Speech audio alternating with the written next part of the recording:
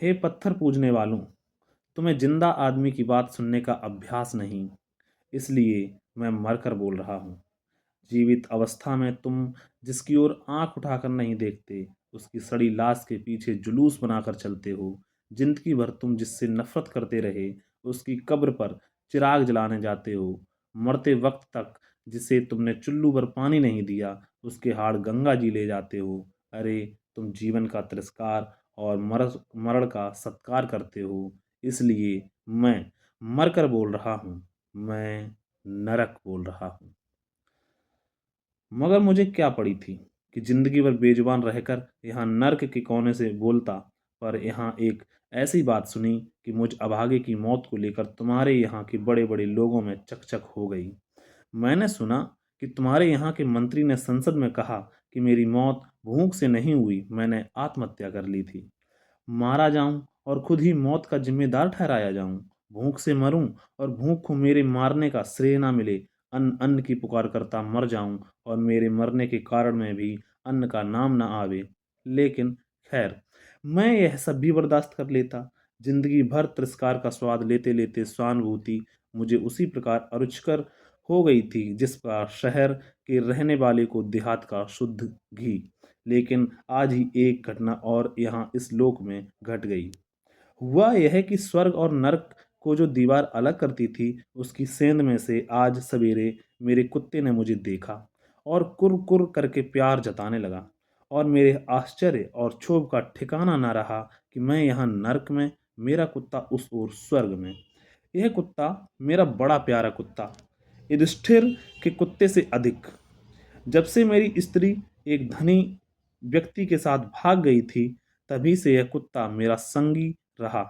ऐसा कि मरा भी साथ ही, कभी मुझे छोड़ा ही नहीं इसने। बगल का सेठ इसे पालना चाहता था।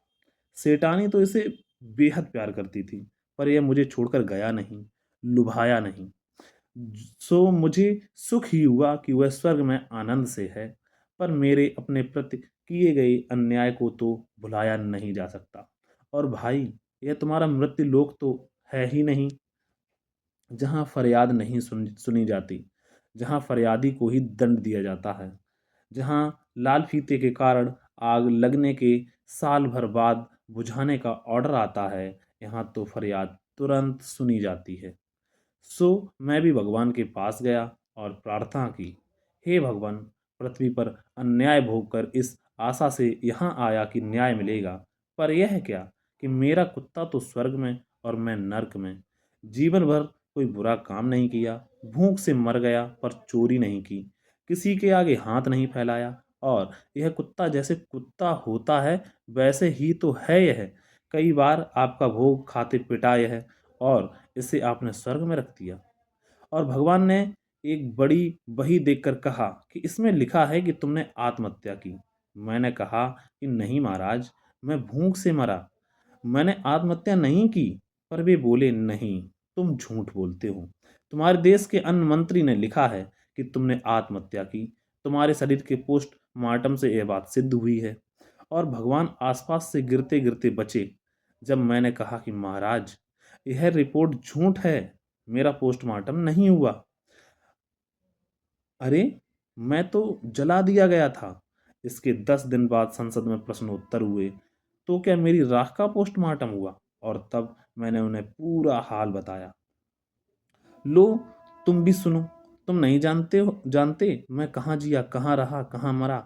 दुनिया इतनी बड़ी है कि कोई किसी का हिसाब नहीं रखता।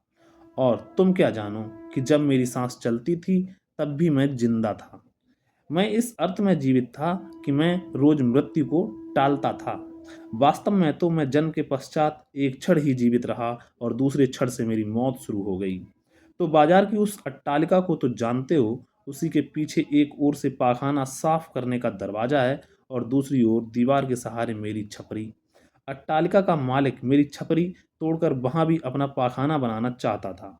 अगर मैं मर न जाता तो गरीब आदमी की झोपड़ी पर अमीर के पाखाने की विजय भी इन आंखों से देखता। अब तो तुम मेरा स्थान जान गए होगे। आदमी से अधिक तो तुम अट्टालिका को पहचानते हो। अट्टालिका के सहारे आदमी को जानना तो तुम्हें खूब आता है। बस यही झोपड़ी में रहा मैं, मेरे आसपास अन्न ही अन्न था। दीवाल के उस पार से जो चूहे आते थे, वे दिन पर दिन मोटे होते जाते थे और 2 रोज तक तो वे इसलिए नहीं आए कि निकलने का मार्ग बनाते रहे। पर मैं फिर भी भूखा रहा, बेकार था। अनाज 10 सेर रुपए था। इससे तो मेरे लिए मौत सस्ती थी। आखिर मेरी मौत भी आई। जिस दिन आई उस दिन अट्टालिका के उस परिवार वाले रईस के लड़के की शादी थी। बड़ा अमीर था। सारा गांव जानता था कि उसके पास हजारों बोरे अन्न था, पर कोई कुछ नहीं कहता था। पुलिस उसकी रक्षा करती थी और उस दिन मेरी मौत धीरे धीरे काला पंजा बढ़ाती आती थी। मेरे पेट में ऐंठ आई, आंखें धुंधली पड़ी।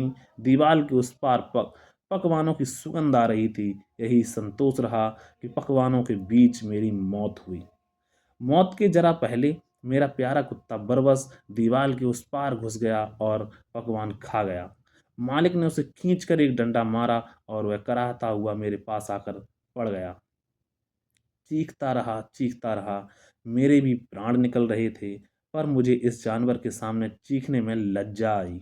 इधर मेरे पेट में आखिरी ऐंठ आई और पंछी ने पिंजरा खाली किया। उधर मेरे कुत्ते की भी दम टूटी। डंडे की चोट बड़े मर्म की थी। दोनों मरे, एक साथ मरे। फर्क इतना कि वह खाकर मरा और मैं बिना खाए।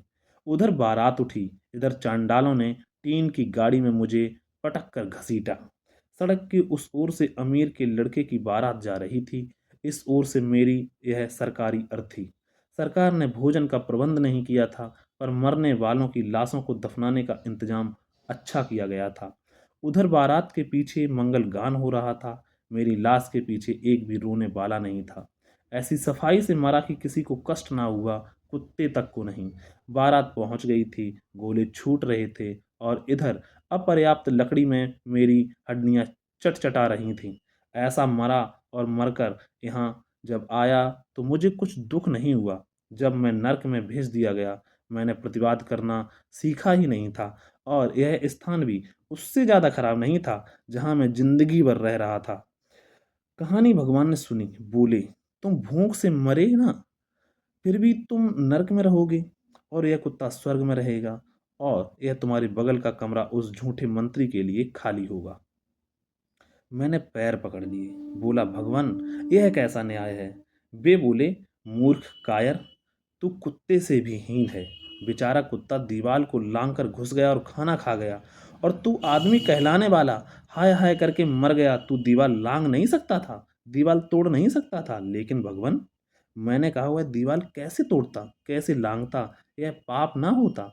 भगवान ने क्रोध से कहा, पाप पुण्य के झमेले में पड़ने वाले कायर, वह दीवार क्या मेरी बनाई हुई थी?